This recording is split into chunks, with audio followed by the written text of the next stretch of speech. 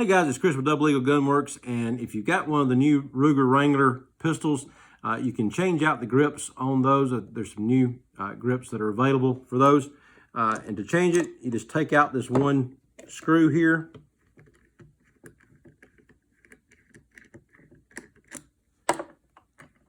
Lift off the old panels, and then you get your new grips.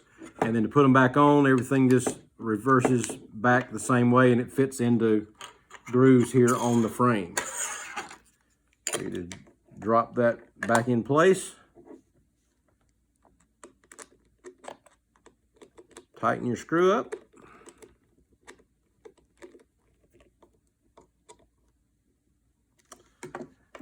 And that's all there is to changing out the grips on a Ruger Wrangler.